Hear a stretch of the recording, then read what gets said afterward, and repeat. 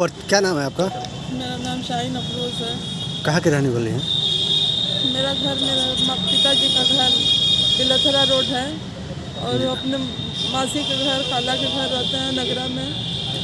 और खाला ने ही मेरी शादी की थी वहाँ तस्नीम शेख हबीबी से। कहाँ पे? चौकैन मलहुआ गांव है, थाना? थाना मनियत। जी। और वो जब से मेरी शादी हुई तब से वो मेरे मतलब छोड़ छोड़ के भाग जाते थे। ये शादी कब हुई थी? शादी हुई थी सन 92 में।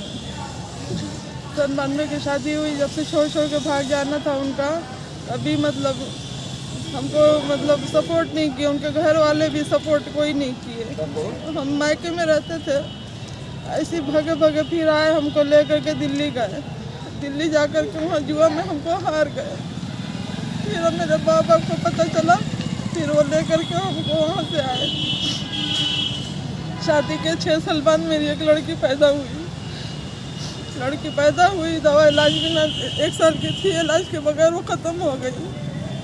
फिर उसके बाद फिर वो भाग गए।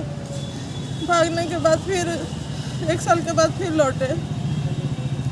फिर वो हाथ पर जोड़े माफ़ी उफ़ी मांगे, तो फिर हम पत्नी थे उनके, तो हम उनके पर रहम खा के फिर उनके साथ लग गए।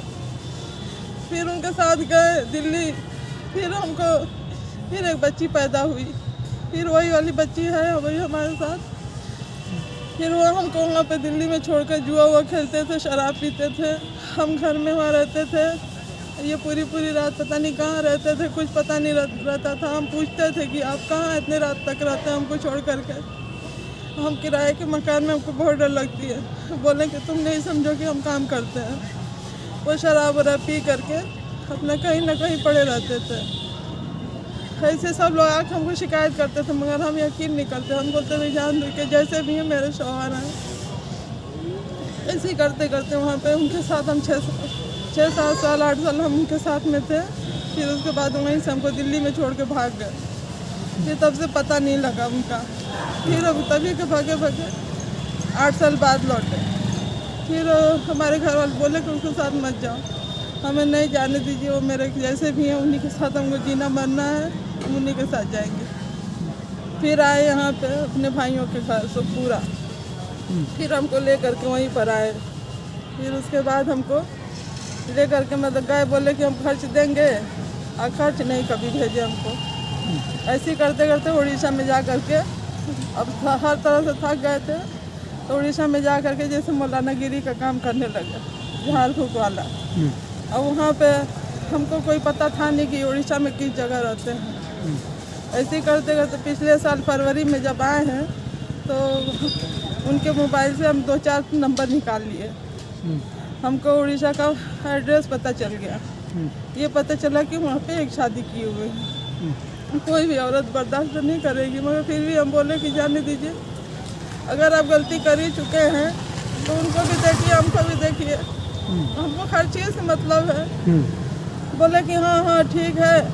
गांव में आए, गांव की ज़मीन एकदम पस्त पड़ी हुई थी ज़मीन, कोई वहाँ पे रहने वाला था नहीं। तो हमसे सबके सामने हमसे कह रहे 2 लाख रुपया हमको दो।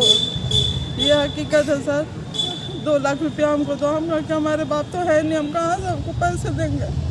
कैसे कैसे सिलाई ले करके 20-30 हज़ार रुपया रखे थे सर, हमको दे दिए। फिर उसके बाद वो चले गए। फिर वहाँ से जब आए हैं तो उनको पता चल गया कि उड़ीसा का ये एड्रेस जान गई है। आते ही हमको 24 तारीख को आए हैं अपने गांव में। फिर हम 24 तारीख को अपने बहन के लड़के के साथ हम वहाँ गए चौकैन में मलहुआ गाँव। वहाँ जैसे ही जाकर वहाँ पर खड़े हुए सर, वो बोलने लगे तुम क्यों आई है रे, तेरा क्या यहाँ पर है, क्या तुम क्या लगती है मेरा, तू मेरे लिए कुछ नहीं है, तू मेरे लिए हराम है, मैं तुझसे कभी बात नहीं करूँगा।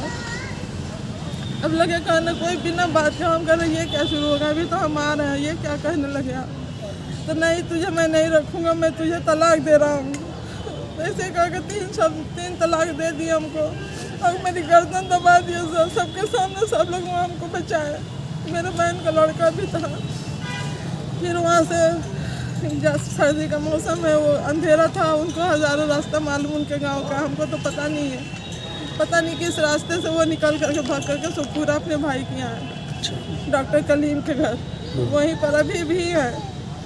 मगर हम 112 नंबर पे फ़ोन किए, पुलिस आई, मगर वो भाग गए थे, पकड़ में नहीं आ पाए।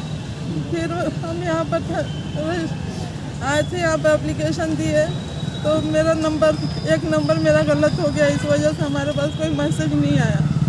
फिर हम आज आए हैं सर, हमारी आप लोग मदद कीजिए। अभी क्या आश्वासन मिला जिला अधिकारी से? अभी तो बस उन्होंने आदेश किया है, अब वो आदेश तो वही समझेंगे, हम तो समझ नहीं पा रहे सर। आदेश जिलाधिकारी महोदया की हैं?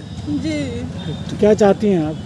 हम चाहते हैं कि उनको पकड़ के और उसके बाद उनसे हमारा इंसाफ दिलवाया जाए। हमको रहने के लिए घर दिला, मुझे खर्चा चाहिए, हम किसके साथ रहेंगे? आपकी बच्ची कहाँ है? मेरी बच्ची घर पर है। आपके साथ है? जी। ठीक।